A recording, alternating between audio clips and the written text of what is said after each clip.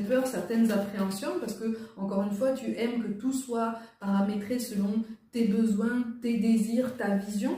Et quand cette personne va te parler de vie en commun, sans pour autant parler d'emménager ensemble demain, c'est quelque chose qui va réveiller en toi une forme d'appréhension, mais c'est tout à fait normal.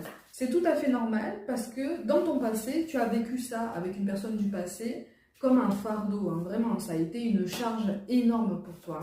Tu t'étais même reclus ou recluse, complètement éloigné de ton cercle amical habituel. Il y a eu des dissensions, il y a eu des incompréhensions, il y a eu des conflits. Ça a été compliqué pour toi.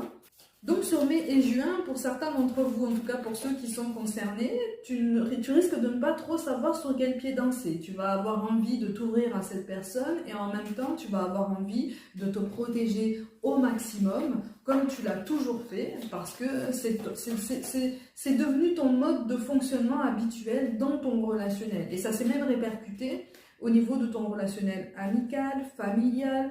Voilà, ce réflexe de surprotection, ce réflexe de surprésence pour soi-même, pour justement éviter les conflits, éviter d'attiser cette blessure d'abandon. Et sur mai et juin, tu vas rester sur cette position d'observation, et on est simplement en train d'essayer de te faire comprendre que tu peux rester en position d'observation tout en participant un petit peu plus, tout en montrant à cette personne en face de toi que tu es ouvert ou ouverte à la communication, aux échanges, au partage, au fait de passer des moments ensemble, voilà, pour essayer de se connaître, essayer de s'apprivoiser, essayer de faire connaissance, vraiment d'approfondir un lien. Parce que toi, tu risques de te montrer un petit peu distant ou distante par rapport à cette personne, parce que, encore une fois, tu veux garder cette maîtrise de la situation.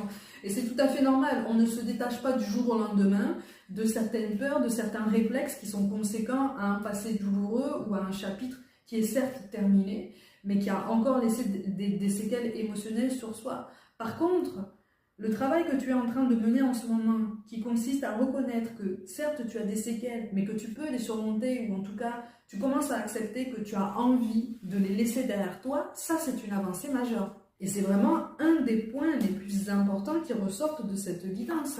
C'est une avancée majeure, tu es réellement en train de progresser.